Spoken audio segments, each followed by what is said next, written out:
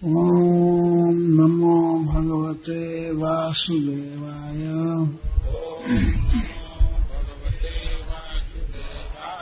ओम नमो भगवते वासुदेवाय। ओम नमो भगवते वासुदेवाय। एवं विहारै कौमारै कौमारं जहतुर्व्रजे नीलायनै सेतुबन्धे मर्कटोत्प्लवनादिभिः।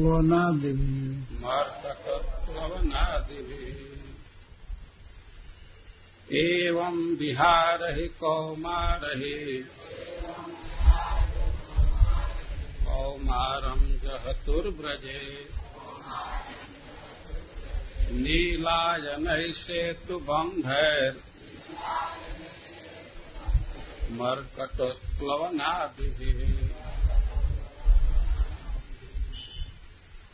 एवं इस प्रकार विहारहि लीलाओं से कौमारहि बाल्यकाल की कौमारम 5 वर्ष तक की बाल्यावस्था जहतु उन्होंने बिता दी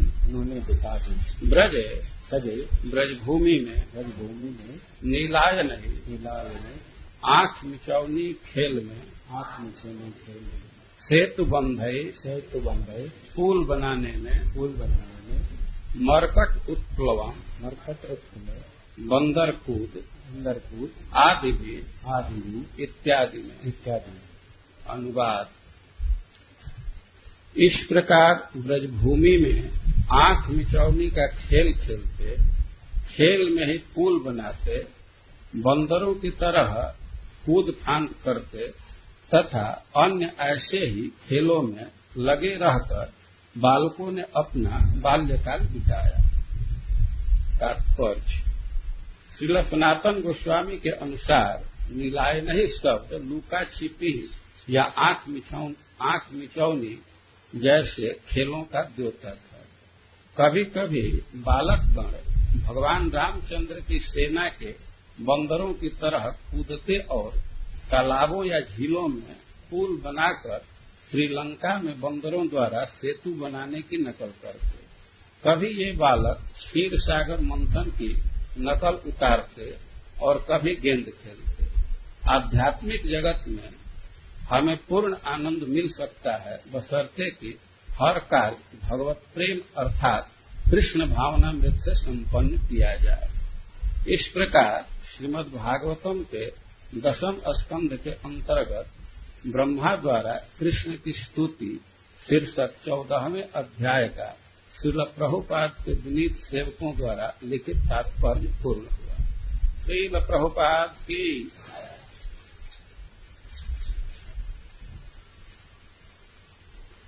एवं विहारै कौमारै कौमारं जहतुर्व्रजे। इस प्रकार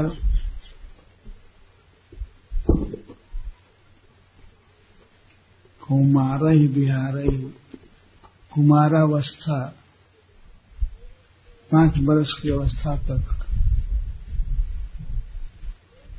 जो लीलाएं की जाती हैं, जो कर्म किए जाते हैं, उसको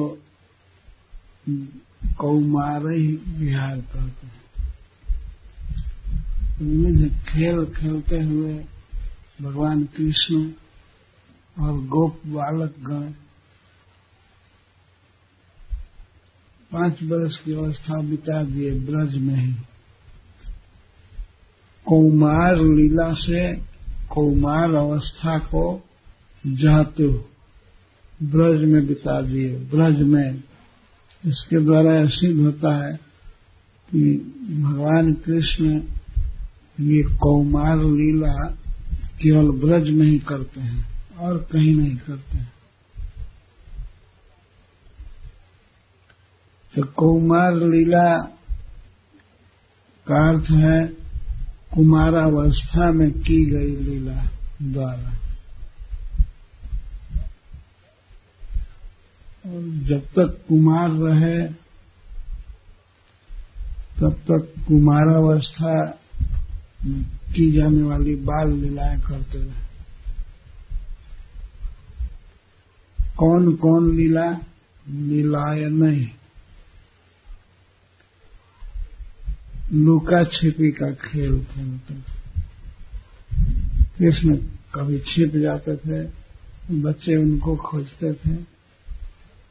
इस तरह बारी बारी से छिपने का और खोजने का लीला कर रहे हैं।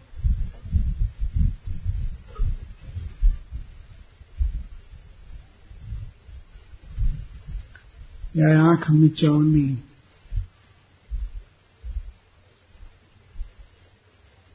कृष्ण की आंख बंद करके कोई सखा पूछता है कि मैं कौन हूं।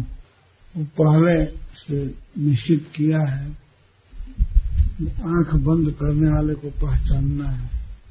कौन? स्पर्श से तो नहीं पहचान पाता है।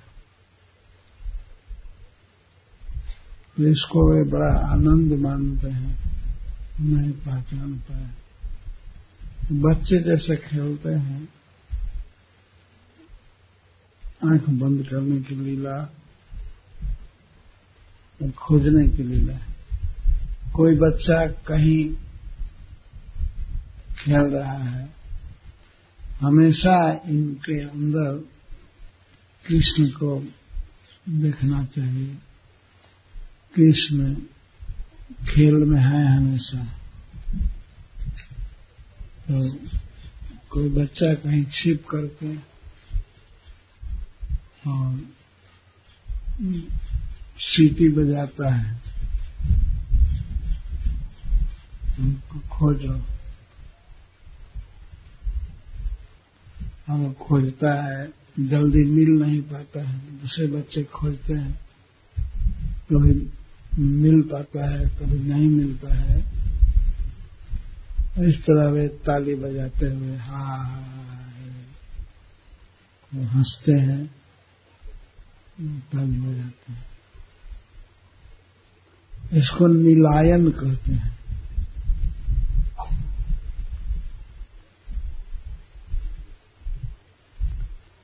और सेतु बंधे, सेतु बंधे पर श्रीपाद सनातन गोस्वामी याद करते हैं, कभी सेतु बांधते हैं। भगवान श्री राम ने सेतु बंधन किया था समुद्र के ऊपर, और उस सेतु 800 माइल लंबा, 100 माइल चौड़ा था, 10 योजन चौड़ा, 80 माइल चौड़ा था। बहुत बहुत लंबा और पत्थर से बनाया गया था। उस सेतु के अंदर कोई पिलर नहीं था। ऐसा अद्भुत कार्य भगवान ने किया।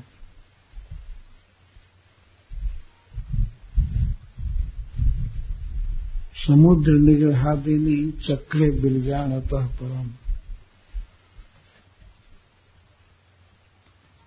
भगवान समुद्र पर पुल बनाए और लंका पर चढ़ाई की।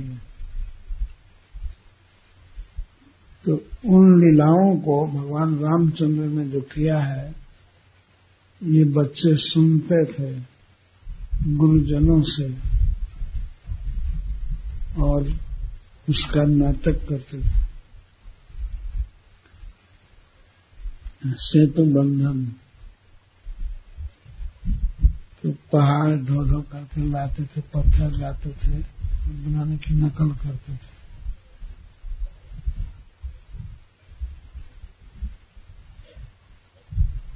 किसी सरोवर में खेलते समय वे बड़ी बड़ी लकड़ियों को उठाकर लाते थे और रखते थे जल के ऊपर। उसको पत्थर कहते थे, एक पर रा और एक पर मां लिखते थे और उसको सटाते थे तो पत्थर तैरने लगते थे। लकड़ी को ही पत्थर कहते थे। इस तरह सेतु बंधन कर रहे थे।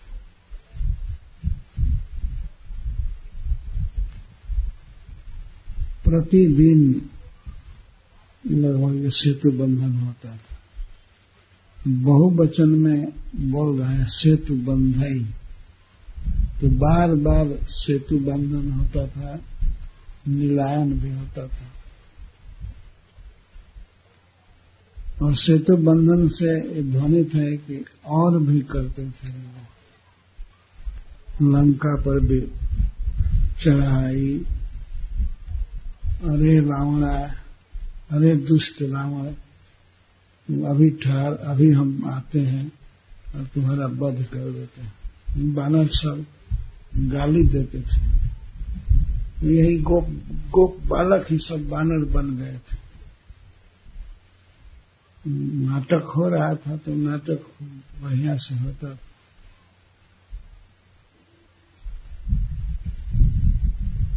और गोप बालक ही उधर से रावण भी बनते थे, कुंभकर्ण बनते थे, राक्षस बनते थे, लीलाएं करते थे। वहां कोई आयोजन नहीं था, वहां कोई देखने वाला बैठने वाला नहीं था। ये आनंद की लीला अपने आप करते थे।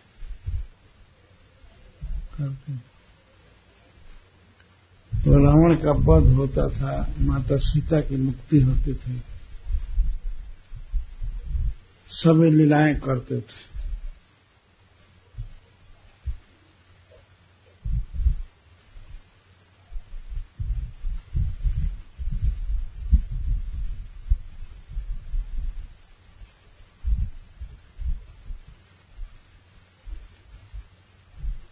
भारी भारी पत्थर धो करके लाते थे सेतु बंधन के लिए।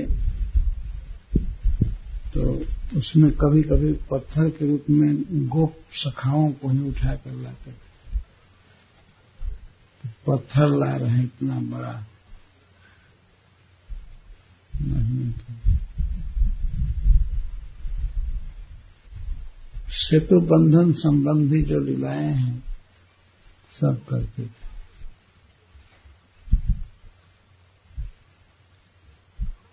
कोई सखा हनुमान जी बनता था, जय श्री राम कह करके मैं समुद्र पार कर जाऊंगा, एक ही छलांग में उड़ करके चला जाऊंगा। इस तरह से वो सेतु बंधन करते थे, लंका विजय करते थे। छोटे छोटे बच्चे भी सब जानते थे भगवान राम को, भगवान कृष्ण को। राम उनके साथ ही हैं, कृष्ण भगवान। ये सब खेल खेलते थे। नीलायन ही का अर्थ है छिपाने की। कभी कभी वे लीला करते थे चोर की, चोर बनते थे और पाल बनते थे। एक बार ऐसी लीला दी गई है 37वें अध्याय में। सब सखा, सब ग्वाल बाल मिलकर खेल रहे थे तो कुछ पाल बने, पाल, और कुछ बने भेड़।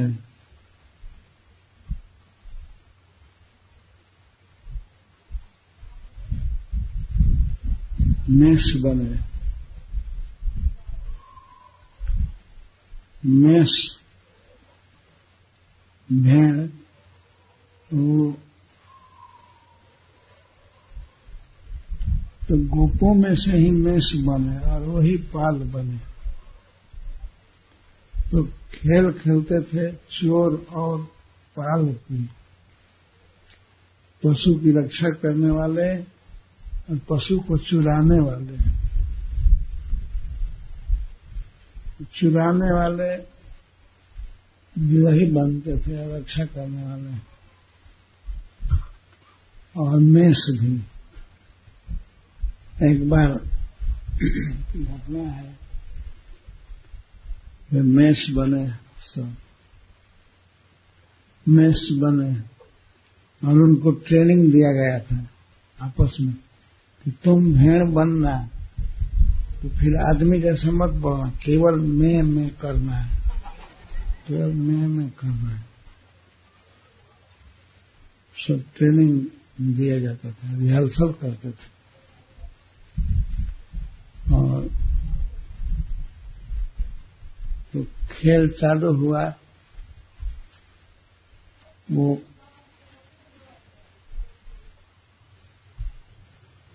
मेष बने हुए सखाओं को ज्यादा संख्या में वही थी, भेड़ ज्यादा, गणेरी कम, भेड़ ज्यादा बने थे। तो उठा करके छिपा देते थे जो मेष बने थे। ये खेल देख करके एक व्योम नाम का असुर, जो मय दानव का लड़का था, वो आ गया और वह खुद गोप बन करके वो चोर की लीला करने लगा।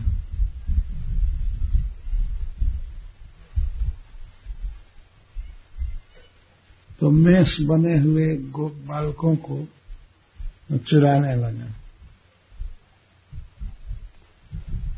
और पकड़ता था, कस करके पकड़ता था, ले जा करके पर्वत की गुफा में, काम वन में है वो गुफा है, वो उसमें ले जा करके मार डालने के लिए कभी फेंकता था, जमा कर रहा था, भेड़ सब जमा कर रहा था। तो इस तरह करते करते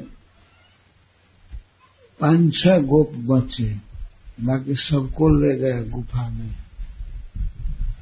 और वे लोग कुछ नहीं बोलते थे, बस कुछ भी चाहे गला दबावे या जोर से दबावे, फेंके गुफा में, वो लोग बस मैं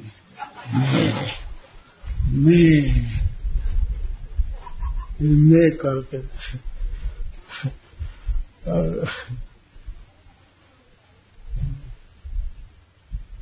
5-6 बचे। जब भगवान कृष्ण जो गणेरी की लीला कर रहे थे, पाल है ही, तो वो देखे कि ये सब मेष 5-6 बचे हैं, हजारों संख्या में है, लेकिन इस समय सब खत्म हुए। बारी बारी से उठा करके ले जा करके और गुफा में डाल देता और चले जाते थे। और शुरू में नहीं जाने, खेल शुरू हुआ तो सब कि ऐसा कर रहा है, इसलिए नहीं जाने कि वो पकड़ करके ले जाता था तो बड़े आराम से धोता था। तो बच्चे नहीं बोलते थे।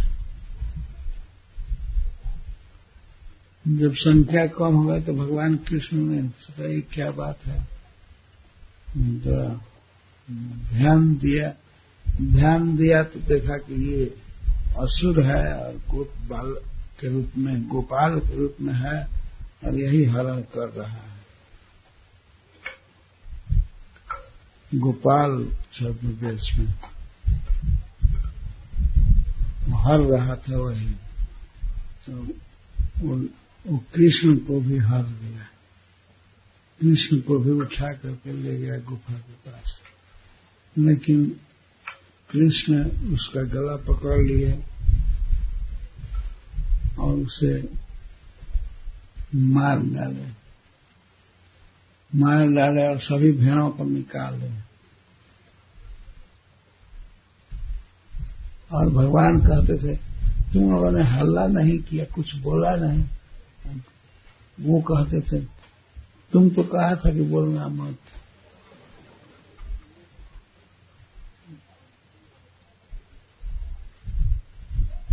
भगवान हंसने लगे और सबको वहां से निकाले गुफा से,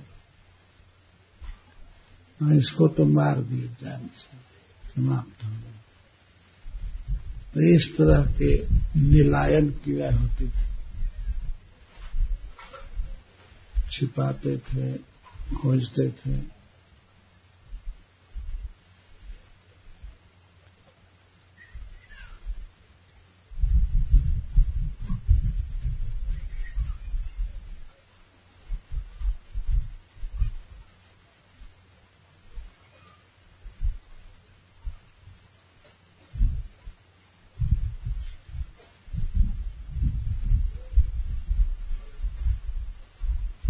इन लीलाओं को कहने से, सुनने से मनुष्य को सभी अर्थ की प्राप्ति होती है।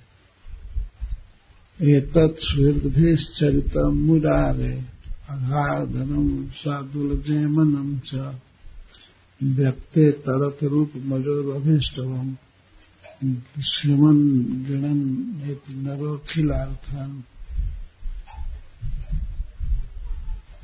ये भगवान की बाल लीलाएं हैं जो मनुष्य श्रवण ज्ञान श्रवण कीर्तन करता है वो अखिलार्थान समस्त अर्थों को, अर्थ धर्म काम मोक्ष सबको प्राप्त कर लेता है।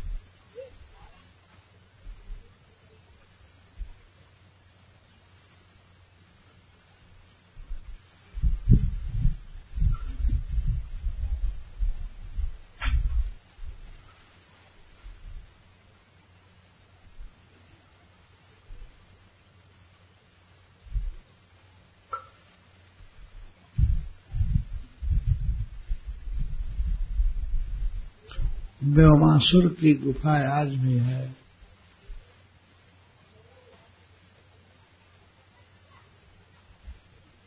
भगवान ने जो जो लीलाएं इस ब्रज में किया है, उन लीलाओं में से अधिकांश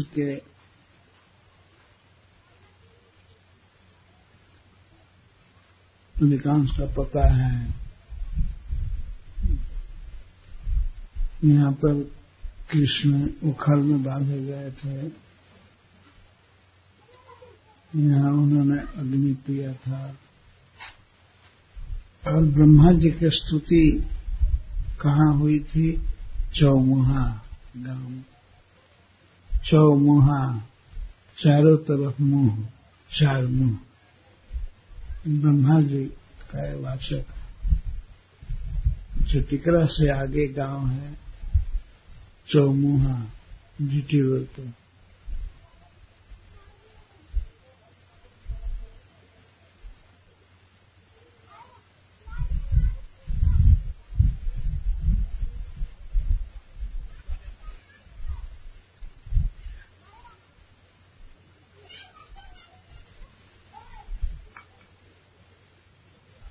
रासौली राजस्थान है, चिरहरण है, अनेक स्थान है जहाँ पर ब्रज 84 कोष की यात्रा में भक्त लोग जाते हैं और उन लीलाओं का वर्णन करते हैं, श्रवण करते हैं।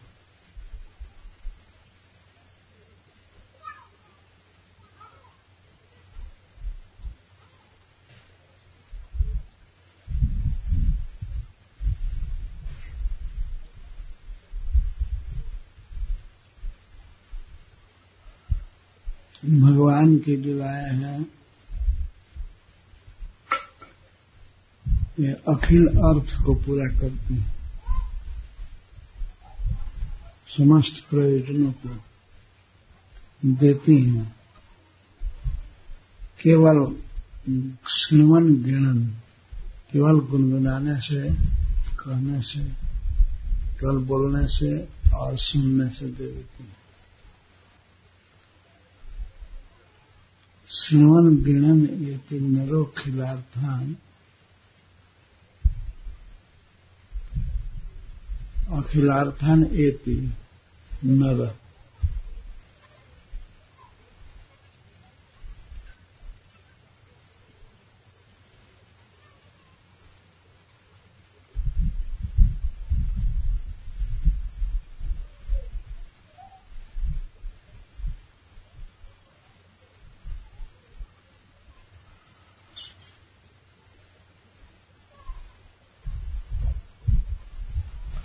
अनेक उद्यम करने से, कर्म करने से जो फल नहीं मिलते हैं, वो केवल सुनने से और कहने से मिल जाते हैं।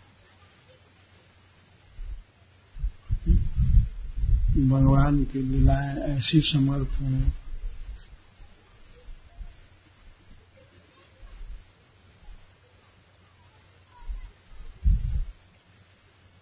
कुछ खास अर्थ प्राप्त करने के लिए बहुत मेहनत करना पड़ता है। धन कमाने के लिए, यश कमाने के लिए, मोक्ष पाने के लिए कठिन तपस्या आदि करनी पड़ती है। वो सब चीज प्राप्त हो जाता है केवल भगवान की लीलाओं को सुनने से और कहने से। ये सुखदेव गोस्वामी का वचन है।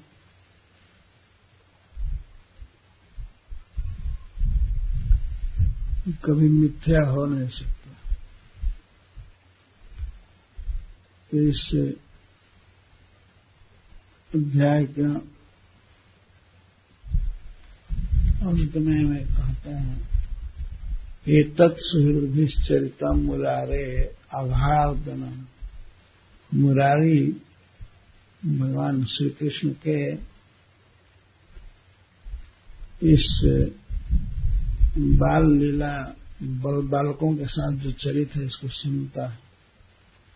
एतत् सुहृद्भिश्चरितम् मुरारे और अघार्दनम्, अघासुर को मारना, साद्वलज्जेमनम् च, और हरी हरी दूब की घास पर बैठकर बालकों के साथ भोजन की लीला।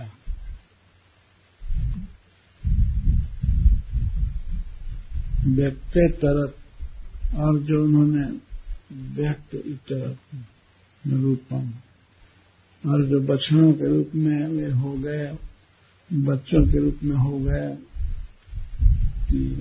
व्यक्त इतर जो दिव्य अप्राकृत रूप धारण किया, सबके रूप में व्यक्त हो गए।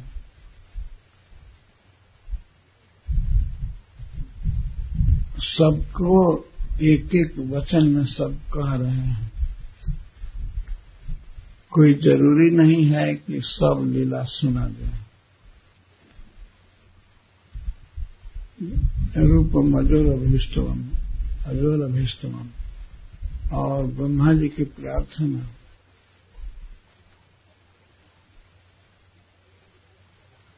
इसमें से कुछ भी सुने, कोई एक सुने या सब सुने,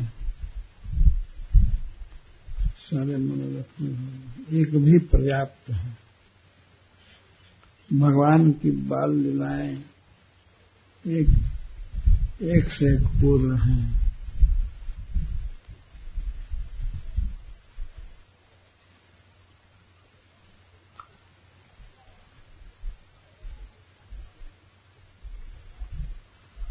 इसके बाद सुखदेव जी कहते हैं कि एवं विहारहि कौमारहि कौमारम जहतुर्ब्रजे नीलायनैः श्वेतबन्धैर्मर्कटोत्प्लवनादिभिः। मरकट उत्प्लवन आदि भी। कभी कभी भूल लगती थी, बंदरों की तरह उछलते थे, बंदरों की तरह उछल कूद करते।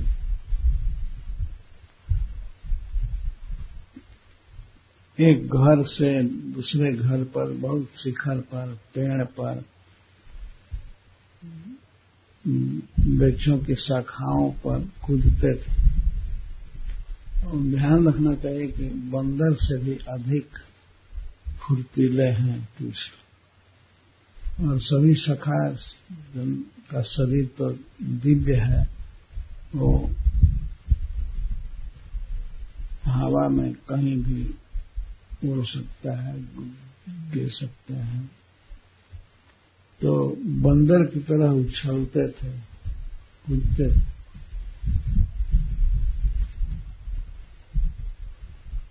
कहीं घर से पेड़ पर उछलते थे, कभी कभी वृक्ष से एक शाखा से दूसरी शाखा पर उछल कूद मचाते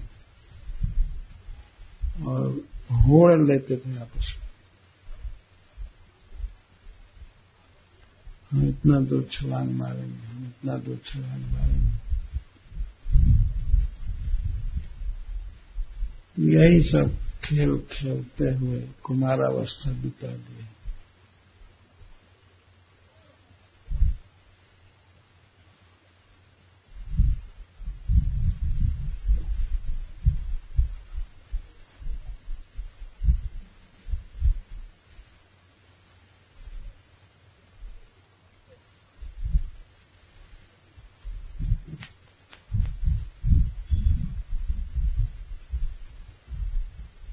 भगवान बचपन में आनंदमय खेल खेलते, स्वच्छंद,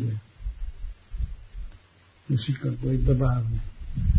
उन पर यह दबाव नहीं था कि जाओ स्कूल जाओ और ट्यूशन जाओ, ये करो वो करो, बस्ता झोला ले लो, किताब सब ढोया करो, और मन न लगे फिर भी बैठो। ऐसे पर बच्चों का विकास हो नहीं पाता।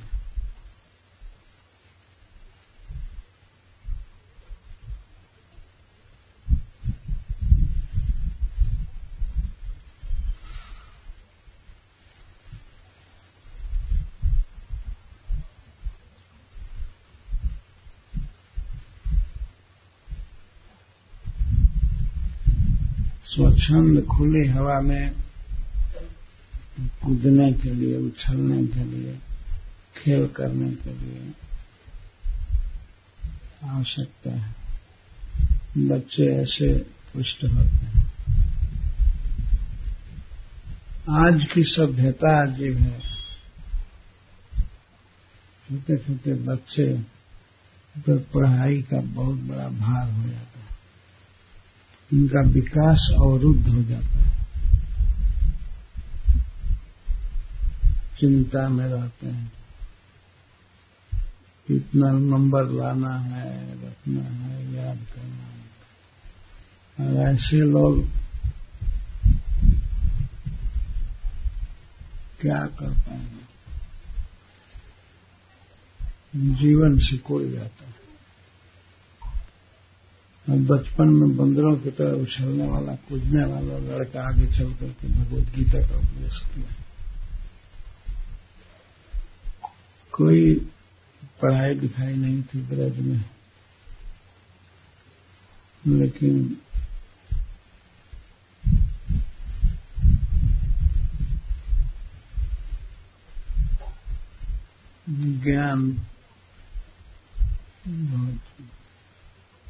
ज्ञान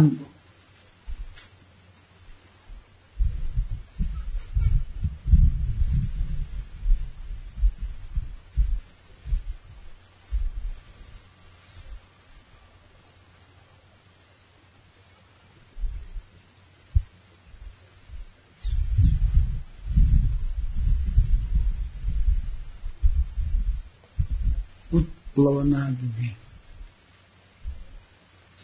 उत्प्लवन आदि भी, आदि में अर्थ से सनातन गोस्वामी जी करते हैं कमदुक उछालना, गेंदा मारना इत्यादि करते थे।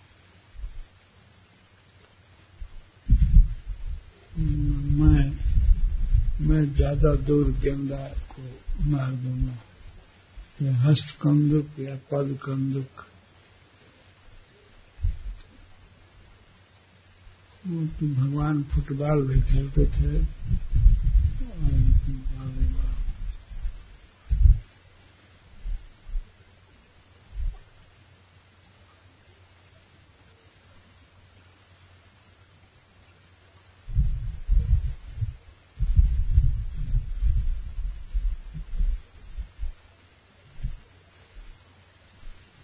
ये सब सोचने में कि भगवान कर रहे हैं, कहने से चिंतन करने पर ज्यादा आनंद आ रहा है।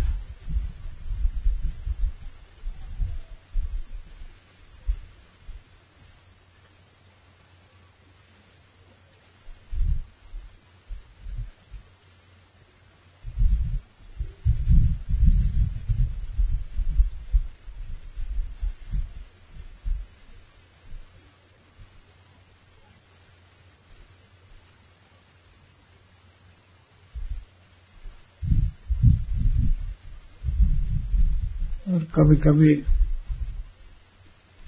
समुद्र मंथन की लीला करते थे। आज भी से ये भी तत्पर है। कुछ बच्चे असुर बनते थे और कुछ देवता बनते थे। आपस में संधि करके हम इधर लगेंगे, हम इधर लगेंगे, हम पूछ पकड़ेंगे, मुख नहीं पकड़ेंगे। असुर कहने लगे कि हम पूछ पकड़ेंगे, नहीं, हम मुंह पकड़ेंगे, पूछ नहीं पकड़ेंगे। तो पूछ और मुख का बंटवारा करके फिर दल बना करके और समुद्र मंथन करते हैं।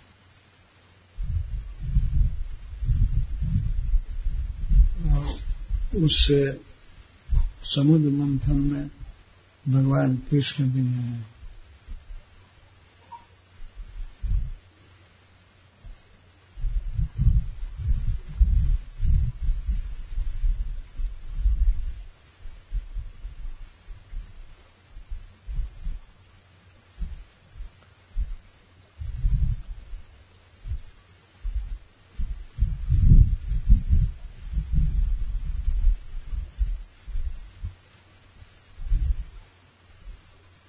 कच्छप अवतार, मोहिनी अवतार, उनसे लीला करते हैं।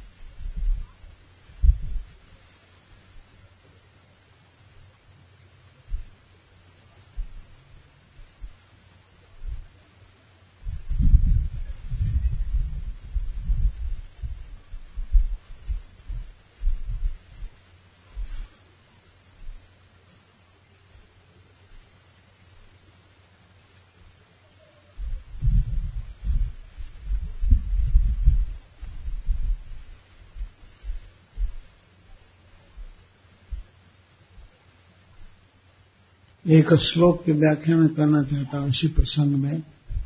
वह श्लोक श्रील प्रभुपाद को बड़ा प्रिय था।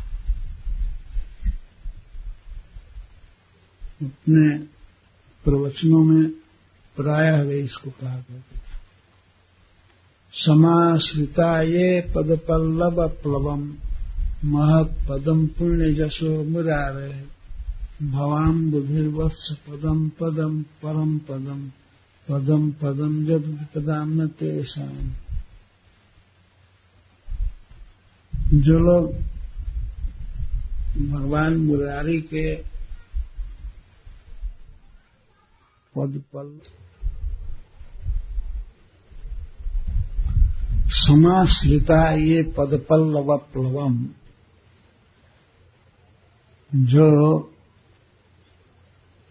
मुरारी के भगवान कृष्ण के चरण की शरण लिए हैं, समाश्रिता समाश्रय किए हैं। समाश्रिताय पदपल्लव प्लवम, जो भगवान कृष्ण के पदपल्लव प्लवम चरण कमल की नौका का आश्रय लिए हैं, उनके लिए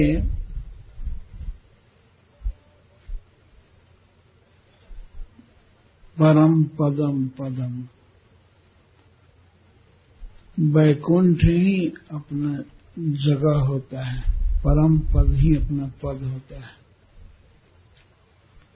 और पदम विपदम पदम या विपत्तियों का पद स्थान, यह प्राकृतिक जगत नहीं रह जाता है, उनके लिए नहीं यह स्थान है।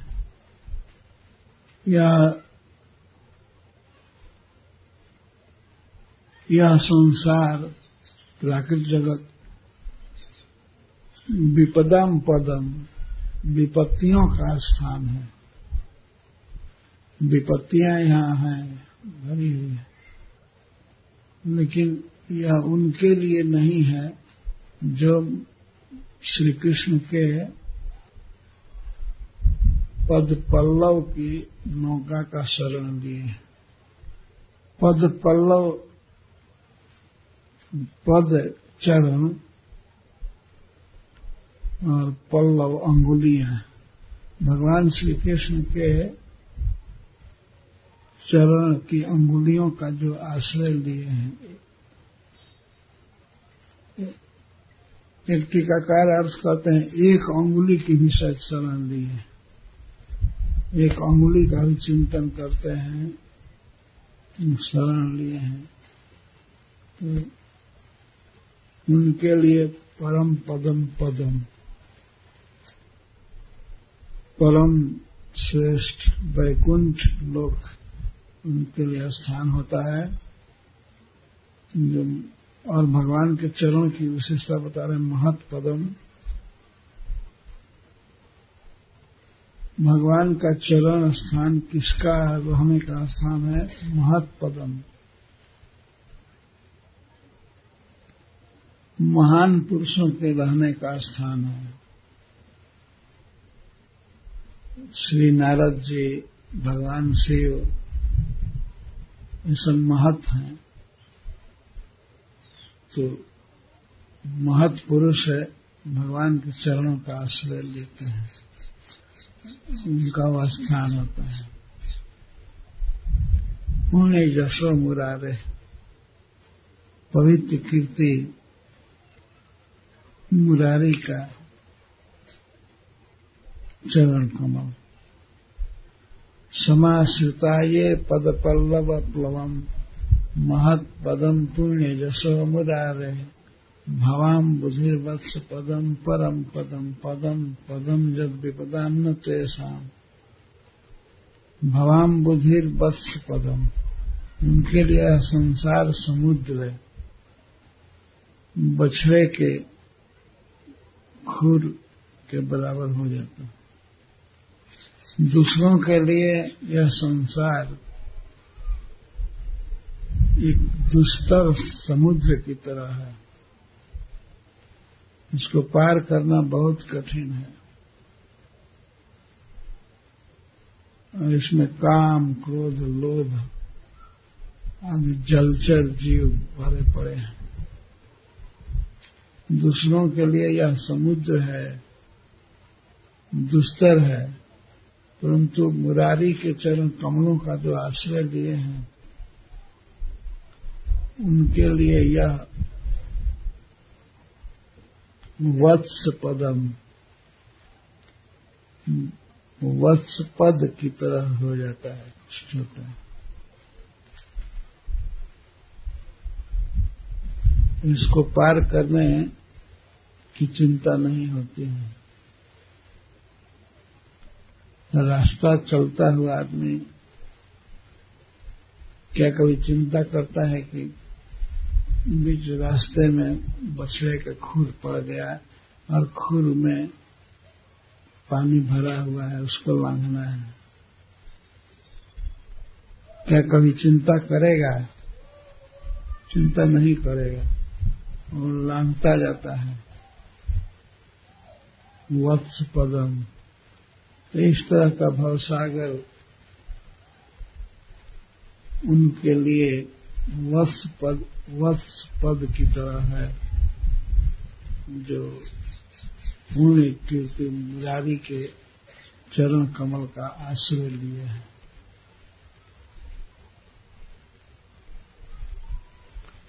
और यह विपत्तियों का स्थान, यह जगत उनके लिए नहीं रहता।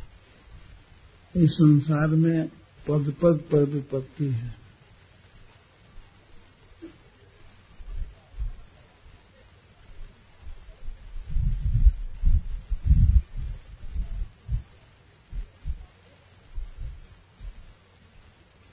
यह मृत्यु जगत है, मरण है प्रत्येक स्थान पर, मर्त्य जगत। यहां मरना है, वैकुंठ में मरण नहीं है, नित्य जीवन है वहां। यहां मरण स्वाभाविक है, यहां जीवन स्वाभाविक नहीं है।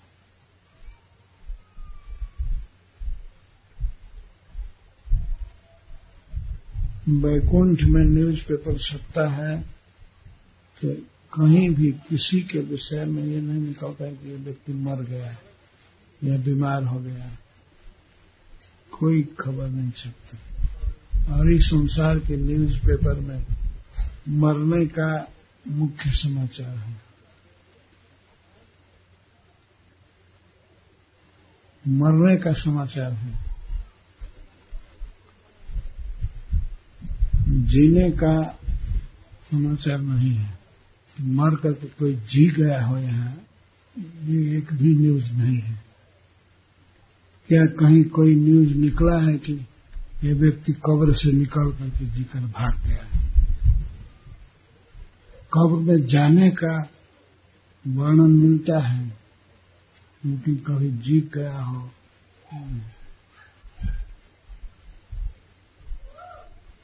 यहां मरना स्वाभाविक है, दुख है, विपत्ति है। वैकुंठ में परम सुख है, कोई विपत्ति नहीं। तो भक्तों के लिए वैकुंठ है और अभक्तों के लिए यह जगत है। यहाँ सदा दुखमय जीवन बिताना पड़ेगा।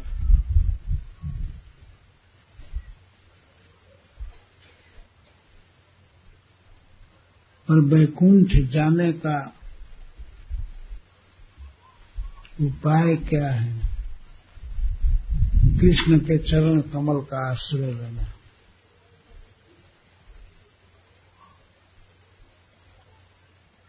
श्री कृष्ण के चरण कमल का आश्रय कैसे ले पाएंगे? श्री कृष्ण का वर्णन करने से, श्री कृष्ण का श्रवण करने से।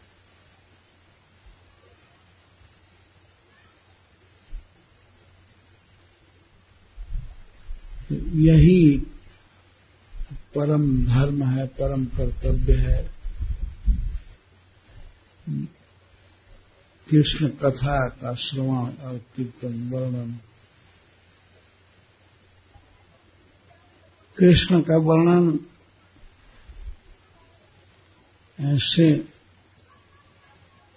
इतना अच्छा नहीं लगता है, बिना जिज्ञासा के बोला जाए।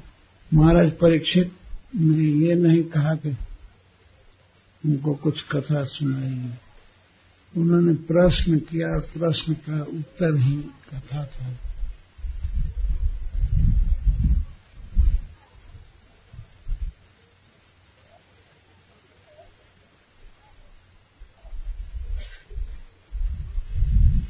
ठीक है, श्रवण हो गया, अब दर्शन होगा, भगवान की लीला का दर्शन, श्री कृष्ण बलराम का दर्शन, सखाओं का दर्शन। हम गुरुकुल के विद्यार्थी लोग नाटक प्रस्तुत करेंगे। हम लोग उसको नाटक नहीं लीला कहते हैं।